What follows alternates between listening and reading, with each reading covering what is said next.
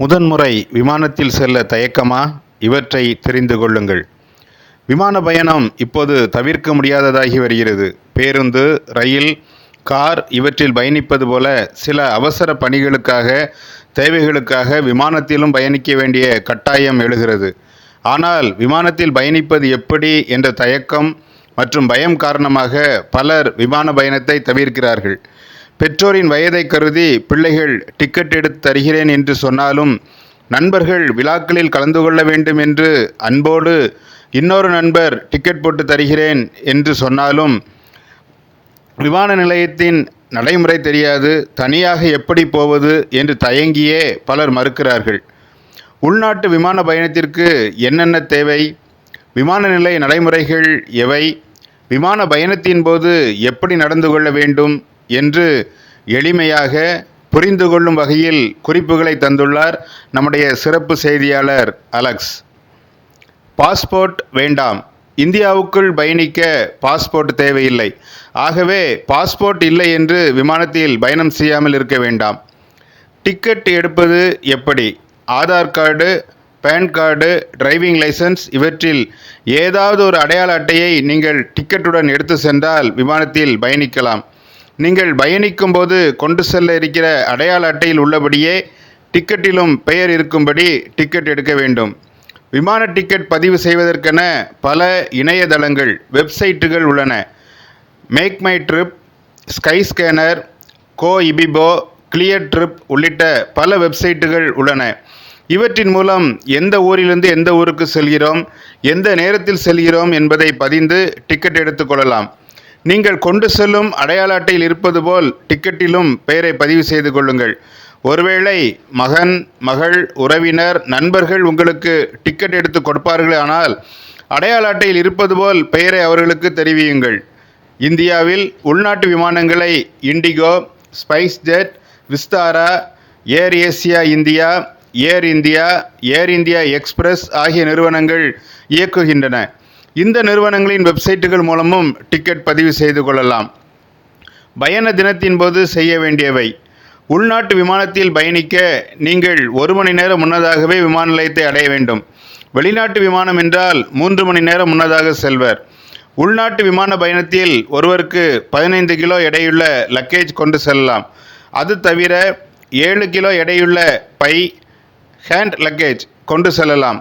பேருந்தில், ரயிலில் செல்வது போல மூட்டை முடிச்சுகளை கொண்டு செல்ல வேண்டாம். அதிகமாகும் ஒவ்வொரு கிலோவுக்கும் கட்டணம் மிக அதிகமாக இருக்கும். ஆகவே கூடிய அளவு குறைந்த லக்கேஜ் கொண்டு செல்ல வேண்டும்.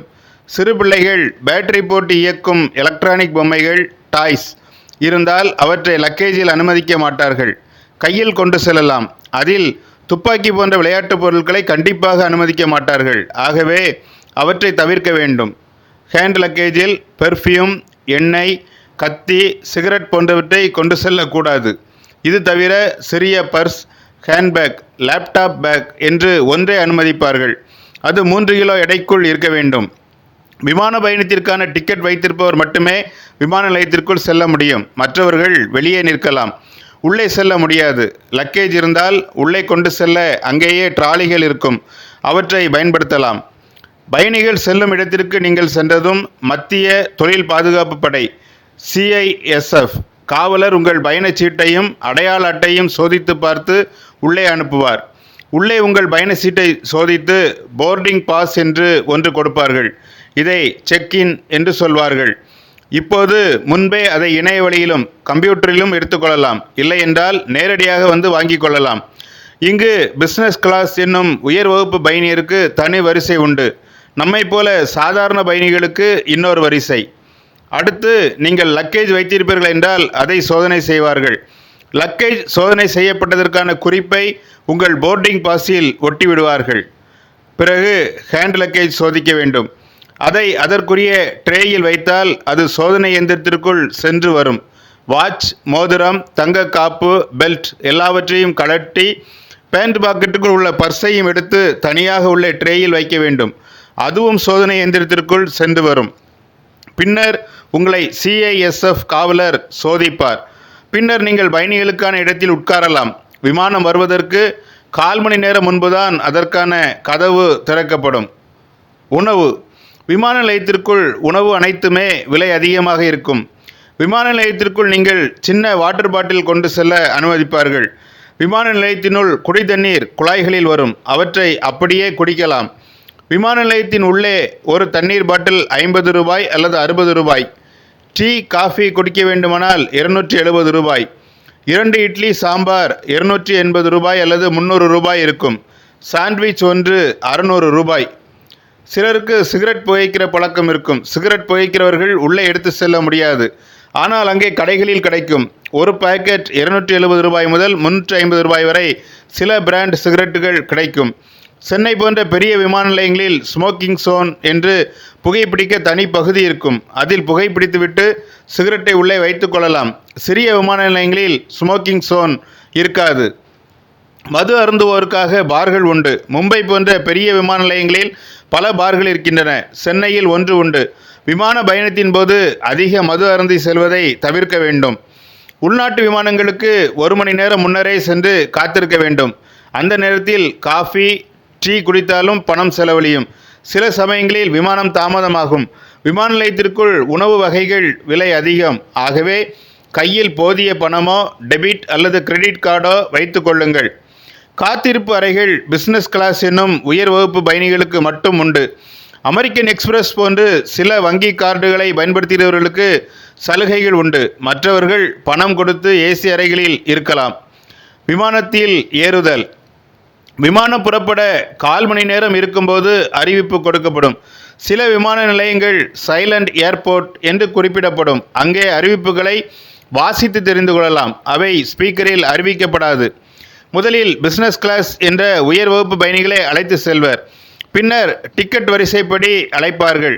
விமானத்தில் முதலில் ஏறியதும் பிசினஸ் கிளாஸ் என்ற உயர் வகுப்பு இருக்கைகள் இருக்கும். அவற்றை தாண்டி எக்கனாமி என்னும் சாதாரண வகுப்பு இருக்கும். அதில் இருக்கையை பார்த்து அமர்ந்து கொள்ள வேண்டும். சீட்டுக்கு மேலே ஹேண்ட் லக்கேஜ் வைக்க இடம் உண்டு. பெரிய லக்கேஜ் தனியாக ஏற்றப்படும். அதை நீங்கள் கொண்டு செல்ல வேண்டாம். ஜன்னல் ஓர சீட் என்றால் புக் செய்யும் போதே 250 ரூபாய் அதிகமாக செலுத்த வேண்டும். உள்பக்கம் ஓரமான இருக்கைக்கு 150 ரூபாய் கூடுதல். அதேபோல் விமானத்தின் முன்பகுதி இருக்கைகளுக்கும் கூடுதல் கட்டணம் உண்டு. உள்நாட்டு விமானத்தில் சாப்பிட வேண்டும் என்றால் டிக்கெட் பதிவு செய்யும் போதே உணவுக்கு பதிவு செய்ய வேண்டும்.